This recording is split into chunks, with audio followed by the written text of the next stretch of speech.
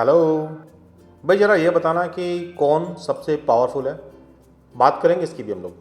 Part 3, answer की discussion CUT PG 2022। Question paper code है PG QP 22। यहाँ आगे वीडियो के एंड में आपको वो लिस्ट मिल जाएगी जहाँ दूसरे और कौन कौन से पेपर्स को हम लोग हेल्प कर सकते हैं। क्वेश्चन क्या था? दुनिया का सबसे ताकतवर कौन होता है? भाई वो जिसे ये पता हो कि मेरी कमी क्या है और मेरी खास बात क्या है, जो अपने साथ ईमानदार है, वही है सबसे पावरफुल।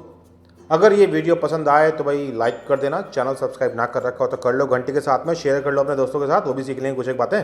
चलो शुरू करते हैं हम क्वेश्चन की आईडी है 375। मैच करना है भाई। प्लांट्स है, प्लांट के साथ में इकोनॉमिक इंपॉर्टेंस की बात दे रखी है, जैसे कि रोवोल्फिया सर्पेंटिना, भाई इसे बोलते हैं हम लोग सर्पगंधा, और इससे मिलने वाले केमिकल्स ब्लड प्रेशर में हेल्प करते हैं। विंग का रोजिया घर घर में खिलता है, सदाबहार का पौधा, और इससे विनब्लास्टिन विनक्रिस्टिन नाम के कैंसर कंपाउंड्स मिलते हैं।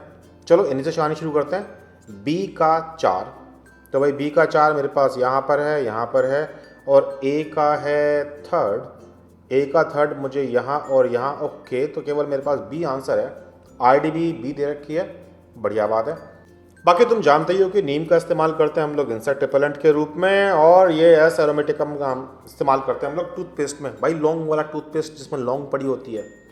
अब ये है एक और टेबल जहाँ हमें मैच करना है। एक तरफ दे रखे हैं इन्होंने bacteria, blue green algae, bryophyte, pteridophyte, gymnosperm, angiosperm and gymnosperm and बहुत कुछ दे रखा है। मुझे याद नहीं है क्वेश्चन इसका आंसर क्या था, लेकिन मुझे इतना याद है कि मोनुरा उन्हें बोलते हैं जिनमें आमतौर पर सिंगल सेलुलर स्ट्रक्चर पाए जाते हैं, जैसे कि बैक्टीरिया और ब्लू ग्रीन एल्गी। तो अगर मैं थर्ड का ए से भी मैच करूं तो हीरो तो बन गया मैं यहाँ पे भाई। आंसर मुझे मिल गया।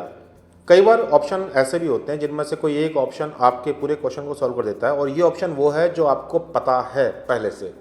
मोनुरा की बात तो हम लोग बहुत पहले से करते आते हैं ना, तो इसका ये आंसर भी ठीक है, ठीक है कोडिंग। अब इस क्वेश्चन को देखिए। ये क्वेश्चन सबसे वाहियात क्वेश्चन है इंडीड, जिसने भी बनाया है। मतलब मुझे ये समझ में नहीं आया कि क्यों ये क्वेश्चन डाले गए, अगर तुम्हें ढंग से ये नहीं पता कि असर्शन और रीज़न का मतलब क्या होता है। देखिए, जब ये क्वेश्चन बनाए जाते हैं असर्शन रीज़न वाले, तो असर्शन इज़ अ स्टेटमेंट। उस स्टेटमेंट को जस्टिफाई करने के लिए एक रीज़न दिया जाता है, और तुम्हें चेक करना है कि भाई जो स्टेटमेंट है वो ट्रू है, और जो रीज़न दिया गया है वो वाकई में उसका रीज़न है या नहीं। अब दो इंडिपेंडेंट बातों को तुम बोल दो कि भाई ये एक दूसरे से जुड़ती हैं, तो थोड़ा सा अजीब सी बात है। अब जैसे इसी क्वेश्चन को ले लो। The lacZ gene is present of PUC cloning vector as the selectable marker by which recombinant may be selected through insertional inactivation of the Lagzard gene। ठीक है, ये स्टेटमेंट सही है कि जो पक सीरीज होती है उसके अंदर एक लैग्जर्ड नाम की जीन पड़ी हुई है। इस जीन का अगर एक्सप्रेशन होगा तो बीटा गैलेक्टोसाइडिस बनेगा, और ये एक्सगेल नामी कंपाउंड को ब्लू कलर में कन्वर्ट कर देता है। पॉइंट ये कि अगर मैं इसमें बीच में अपनी जीन इंसर्ट कर दूं तो ये जीन डिसरप्ट हो गई, और अब लैग्जर्ड जीन काम नहीं कर पाने की।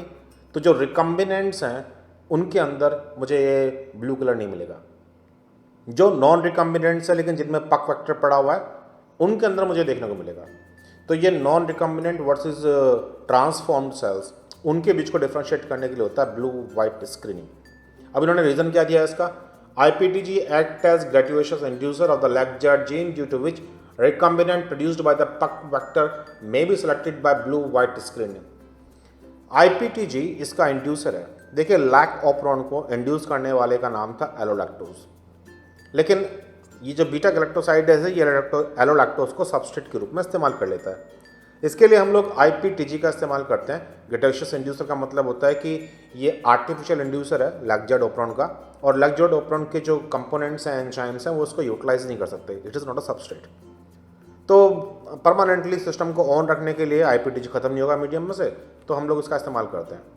ये बहुत बढ़िया रीज़न नहीं है इसका, क्योंकि जो रीज़न था कि भाई लैग्जर्ड जीन, तो तुम्हें इसमें ये बात करनी थी कि रिकम्बिनेंट जब वो DNA घुस जाएगा तो इंटरप्ट हो गई जीन, अब वो प्रोड्यूस नहीं कर सकती। तो उन्होंने एक बहुत सारा सरा सा इसका एक्सप्लेनेशन दे दिया।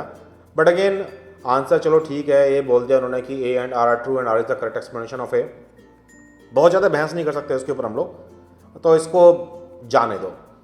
अब ये है क्वेश्चन 5372।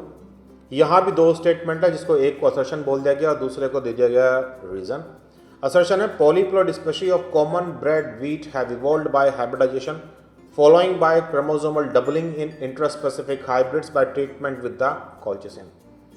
कॉल्चिसिन एक इम्पोर्टेंट केमिकल है पॉलीप्लॉइड्स क्रिएट करने के लिए, क्योंकि ये क्या करता है कि स्पिंडल्स को अरेंज ढंग से नहीं होने देता।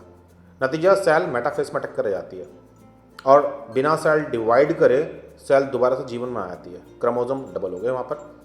तो कॉल्चिसिन का ये रोल है। अब इन्होंने कहा कि polyploid species common bread wheat की हमने इवॉल्व कर दी। अब मुझे प्रॉब्लम है इस वर्ड से, इवोल्यूशन से। इवोल्यूशन कोई 4-5 घंटे में या 10-20 दिन में या 1 आध साल में होने वाला इवेंट नहीं है। जब आप कॉमन ब्रेड वीट की पॉलीप्लॉइड स्पीशीज वाली बात को इवॉल्व करने वाली बात करोगे तो भाई वो तो नेचुरल सिलेक्शन के द्वारा हुआ है कई हजार साल में जाकर के।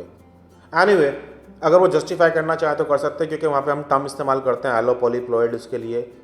तो अगेन लड़ने वाली बात नहीं है, बट पॉइंट ये है कि यहाँ भी बहुत ज़्यादा जो इन्फॉर्मेशन थी वो कैजुअल इन्फॉर्मेशन है। स्टेटमेंट को चलो हम लोग ट्रू मान लेते हैं कि कोई लैब में कोई नया पॉलीप्लॉइड क्रिएट कर रहा है। अब उसका रीज़न है colchicine induce gigantism in allopolyploid species of the bread wheat. हाँ, देखिए अभी जो मैंने आपको समझाया वो था उसका कारण कि कॉल्चिसिन स्पिंडल्स को प्रॉपर्ली ऑर्गेनाइज या फंक्शन करने से रोकता है, जिसकी वजह से क्रोमोसोम सेग्रीगेट नहीं करवाते, इसलिए पॉलीप्लॉइड इंड्यूस हो जाते हैं। ये था रीज़न। तो वो जाइजेंटिज्म कॉज करता है, ये स्टेटमेंट फॉल्स भी है और ये स्टेटमेंट रीज़न भी नहीं है। तो हम कहेंगे कि असर्शन ए जो है वो ट्रू है और आर है फॉल्स। वैसे कायदे में इसके लिए होना ये चाहिए था कि दोनों ही स्टेटमेंट फॉल्स हो जाने चाहिए थे, क्योंकि देखो ये मैंने डायग्राम दे दिया आपके सामने। ट्रिटिकम मोनोकोकम और ट्रिटिकम वाइल्ड वाली 14 क्रोमोसोम के साथ में कभी प्रकृति में ये दोनों आपस में जुड़े, फिर म्यूटिक एरर हुए, सेल्फ फर्टिलाइजेशन हुए और एक नई स्पीशीज क्रिएट हुई। फिर अगेन ये इवेंट किसी और के साथ में हुआ और आज जो हम ब्रेड वीट खाते हैं ट्रिटिकम एस्टिवम जिसमें 42 क्रोमोसोम्स हैं वो ये है। लेकिन टेक्निकली हम इसे एलो पॉलीप्लॉइड बोलते हैं और यहाँ उन्होंने पॉलीप्लॉइड वर्ड का इस्तेमाल किया था, तो इसलिए ये बच जाएंगे इस कहानी से। अगेन यहाँ पे हमें सिर नहीं मारना। क्वेश्चन नंबर 96 को ले लेते हैं। Given below are two statement, जिसको हमने असर्शन एंड लेवल दे रखा है। असर्शन दे दिया उन्होंने, each dideoxynucleotide used in the Sanger method of the DNA sequencing can be linked to the fluorescent molecule that gives all the fragments terminating at the nucleotide of the particular colour. अब ये कह रहे हैं कि हम लोग dioxy sugar जिसके 2 prime पर भी OH नहीं है और 3 प्राइम पर भी OH नहीं है, इसको हम लोग लेबल कर लेते हैं। हम लेबल कर लेते हैं किसी एक लेबल्ड डाई के साथ में, फ्लोरोसेंट डाई। होता यह है कि जब भी कभी डीएनए रेप्लिकेशन में ऐसी शुगर आ जाए जहां डाइऑक्सी है तो उसी जगह पर टर्मिनेशन हो गया। तो सेंगर का जो सीक्वेंसिंग का मेथड है वो इसी प्रिंसिपल पे काम करता है कि वो टेम्पलेट डीएनए जिसे हम रीड करना चाहते हैं उसकी सीक्वेंसिंग करा रहे हैं, और जो न्यूक्लियोटाइड दिए जा रहे हैं रेप्लिकेशन कराने के लिए, एम्पलीफाई करने के लिए, उन्हीं न्यूक्लियोटाइड में से एक हमारे पास ये डाइऑक्सी वाला भी है। तो जहाँ ये ऐड होगा आकर के बस वहीं पर टर्मिनेशन हो जाएगा प्रोसेस का, रेप्लिकेशन आगे नहीं बढ़ेगा। तो जब फ्रैगमेंट्स मिलेंगे वो वेरिएबल लेंथ के मिलते हैं, अलग कहानी है उसकी। फिर बाद में उन फ्रैगमेंट्स को हम लोग कैपिलरी इलेक्ट्रोफोरेसिस से निकालते हैं और इस डाई की वजह से हम उसे पकड़ लेते हैं कि कौन से फ्रैगमेंट का लास्ट ब्लड क्या है। अब उन्होंने रीजन दे दिया इसका, the DNA sequence is read by determining the sequence of colour in the peak as they pass through the detector. तो ये नोटिस कीजिए, ये पहले वाले पॉइंट का रीजन नहीं है, ये तो प्रोसेस का अगला पार्ट है। ये 2 इंडिपेंडेंट इवेंट हैं और दोनों इवेंट ठीक ठाक हैं। तो ठीक है, उन्होंने यहाँ दे दिया ए और आर करेक्ट है और ए ट्रू एक्सप्लेनेशन नहीं है। एक्सप्लेनेशन हम लोग वहाँ इस बात की करते हैं कि डाइऑक्सी क्या कर रहा है या फिर न्यूक्लियोटाइड हम लोग कैसे मॉडिफाई कर रहे हैं। अब एक ये क्वेश्चन है, यहाँ भी असर्शन एंड रीजंस हैं। Oligosaccharides with unique structures R component of variety of glycoproteins and glycolipids on the surface of plasma membrane. हम जानते हैं कि सेल की मेम्ब्रेन पर बाहर की तरफ बहुत सारे कार्बोहाइड्रेट निकले होते हैं जिनको हम लोग ओलिगोसैकेराइड्स कहते हैं। ये या तो प्रोटीन पर चिपके हुए हैं जो मेम्ब्रेन में लगे प्रोटीन होते हैं, या लिपिड पर, ग्लाइकोप्रोटीन ग्लाइकोलिपिड की फॉर्म में, और ये काफ़ी सारे रोल निभाते हैं। अब एक रीज़न दे रखा है इसका, the influenza virus infected animal cells by binding of the cell surface glycoprotein as the first step of infection. तो कहीं से लग रहा है इसका रीज़न है भाई, हमने एक तरफ कहा सेल के सरफेस पर कार्बोहाइड्रेट लगे हुए हैं, दूसरी तरफ बोला कि इन्फ्लुएंजा वायरस सेल सरफेस पर लगे हुए ग्लाइकोप्रोटीन को पहचान करके बाइंड करता है। ठीक है, 2 इंडिपेंडेंट इवेंट है। हम ये बोलते हैं कि सेल के सरफेस पर पाए जाने वाले प्रोटीन्स या लिपिड्स, इनका केमिकल मॉडिफिकेशन होता है, ग्लाइकोसाइलेशन, तब हम कहते हैं कि इसका रीज़न है।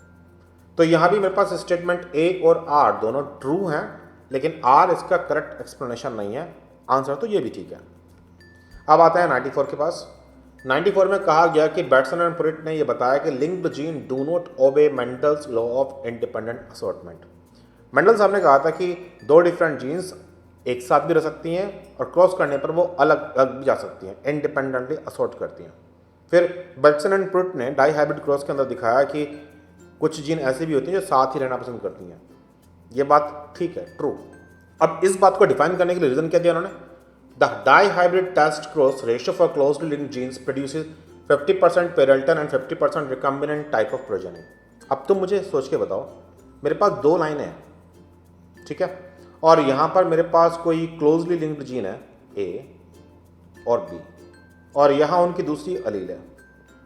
अब मैं बोल रहा हूं कि इन दो लाइन में इस एंड से लेकर के और इस एंड के बीच में कहीं पे एक बार एक क्रॉस कर दो, बस एक सिंगल क्रॉस। तो क्या उस एक सिंगल क्रॉस से ए और बी दोनों अलग अलग हट जाएंगे?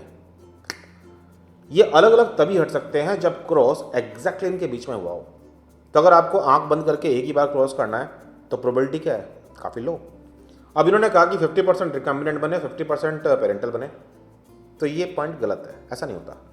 देखिए, जब भी आप क्लोजली लिंक्ड जीन्स की बात करोगे तो frequency always and always less than 50% रहेगी रिकम्बिनेंट्स की। अगर 50% से ऊपर कहानी चलेगी तो आप ये कह भी नहीं सकते कि वो लिंक्ड जीन है। तो इसलिए रीजन नंबर 8 तो स्टेटमेंट ही फॉल्स है, ए ट्रू है। तो A is true and R is false, C statement ठीक है।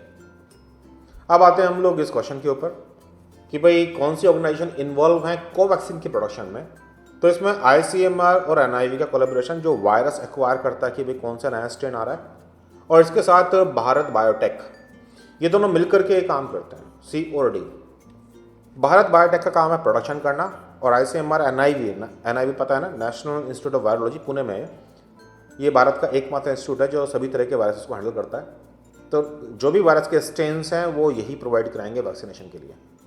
हाँ, लार्ज अमाउंट पे प्रोड्यूस करने के लिए भारत बायोटेक अपने सिस्टम का इस्तेमाल करेगा, तो इसलिए आंसर है इसका डी।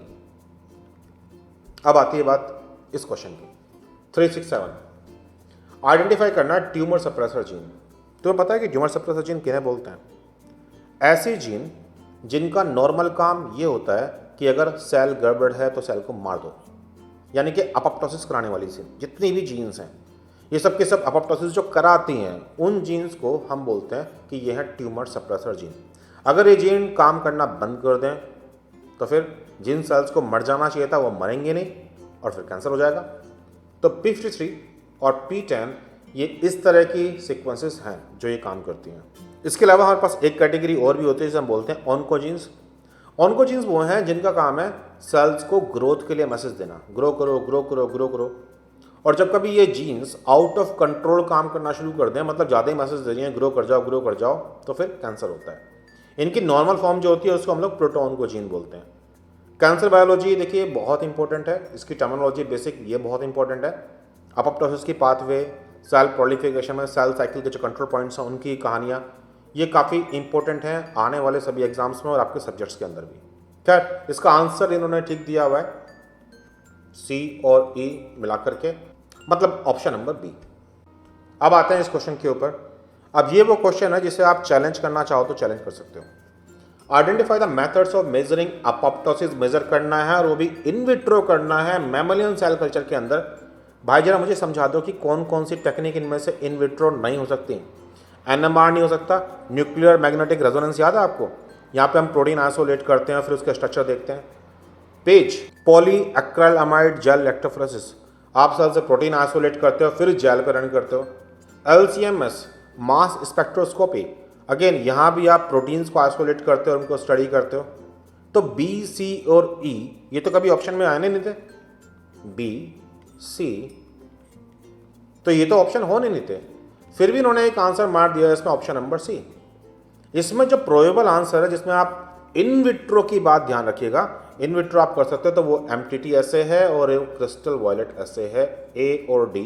इसका आंसर सही माने में D होना चाहिए था, C गलत है। C इसलिए गलत है क्योंकि उन्होंने C दे दिया NMR। भाई हो सकता है मुझे ना पता हो, हमें भी समझा दो कि NMR से इन विट्रो कैसे कर सकते हो आप मैमल सेल कल्चर में अपॉप्टोसिस को चेक। तो मैं ये बोल रहा हूँ कि अगर तुम चैलेंज करना चाहो तो भाई ये क्वेश्चन फ्री सीजन है, जिसको भी हिट करना है कर लो। अब आते हैं इस क्वेश्चन के ऊपर। 365 identify the feature of the cancer cell. Cancer cell में क्या क्या बातें होती हैं? Rapid cell growth and division, okay. Reduction cell growth and division, नहीं साहब। Loss of normal control of cell division, okay. ये सेल जहाँ रुकनी चाहिए वहाँ रुकती नहीं है, जहाँ इन्हें मर जाना चाहिए वहाँ मरती नहीं है। रिड्यूस्ड एंजियोजेनेसिस, नहीं। जब ट्यूमर बन जाते हैं तो उनमें एंजियोजेनेसिस और बढ़ जाता है। एंजियोजेनेसिस का मतलब होता है ब्लड वेसल की फॉर्मेशन। ट्यूमर को अपने अंदर ब्लड सप्लाई करने के लिए वो ये काम करता है कि जानबूझ के एंजियोजेनेसिस कराता है, नई नई आपकी ब्लड वेसल क्रिएट कर लेता है। तो ये रिड्यूस वाली कहानी तो नहीं है। Utilise glucose as reduce rate, नहीं। जब ट्यूमर क्रिएट होते हैं तो वहाँ अंदर तक ट्यूमर के ब्लड की सप्लाई नहीं होती, तो फिर वारबर्ग इफेक्ट काम आता है। वारबर्ग इफेक्ट क्या था कि अनारोबिक कंडीशन में, टिश्यूज में अगर कंडीशन ऐसी है अनारोबिक, तो फिर वो लैक्टिक एसिड सिंथेसिस वाली कहानी पे चला जाएगा, ग्लूकोज ज़्यादा यूटिलाइज करेगा, वो कम नहीं। तो इसलिए इसके जो करेक्ट आंसर थे वो थे ए एंड सी, और यही इसके की में भी दिया हुआ था। अब ये तो हम बात कर रहे थे क्वेश्चन पेपर पीजी क्यूपी 22 की, लेकिन हम लोग और क्या क्या क्वेश्चन सॉल्व करने में आपकी हेल्प कर सकते हैं। Applied microbiology QP 78, bioinformatics PG QP 08, biochemistry QP 74, QP 76 botany का, environmental science QP 32, life science तो हम कर ही रहे हैं, plant biotech QP 78, zoology QP 75। कारण इसमें से ज़्यादातर के अंदर जो कोर्स हैं वो ओवरलैपिंग है, इसलिए तो हम लोग बोलते हैं कि एक यूनिवर्सल कोर्स के द्वारा भी हम लोग ये तैयारी कर सकते हैं किसी भी एग्जाम की। अब अगर तुम भाई बिना सब्सक्राइब किए यहाँ तक आ गए तो सब्सक्राइब कर लो, क्या बिगड़ जाएगा, घंटी के साथ। और इस वीडियो को शेयर कर लो अपने दोस्तों को, वो भी तो जाने कि हम लोग क्या कर रहे हैं और कैसे कर रहे हैं। 20 सितंबर से हम लोग नए कोर्सेज शुरू कर रहे हैं। CSIR नेट ये उन स्टूडेंट्स के लिए जो MSc first year second year के अंदर है। GATE BT again MSc first year second year students, और जो BSc सेकंड ईयर या फाइनल ईयर में है उनके लिए MSc एंट्रेंस यूनिवर्सल कोर्स। भाई ये कोर्स ऐसे डिज़ाइन कर रखा है कि बायो वाली फील्ड में जो भी क्वेश्चन पेपर आएगा बायोलॉजी का वो हम लोग हैंडल कर सकते हैं इस कोर्स के थ्रू। यहाँ 19 सितंबर तक हम लोग के पास बढ़िया डिस्काउंट्स अवेलेबल हैं। तो अगर आप या आपके दोस्त, आपके छोटे भाई बंधु इंटरेस्टेड इन कोर्सेज को ज्वाइन करने के लिए तो as early as possible communicate कीजिए हम लोगों से, मुझे व्हाट्सअप कीजिए 9013902981। और जो दूसरे सब्जेक्ट्स हैं अगर वो भी अपने पेपर सॉल्व कराना चाहते हैं जिनके कोड मैंने अभी डिस्कस किए हैं, तो आप भी मुझे व्हाट्सएप पर कम्युनिकेट कर सकते हैं 9013902981। चलिए फिर आने वाले वीडियो का इंतजार कीजिए और मजे कीजिए। Bye bye.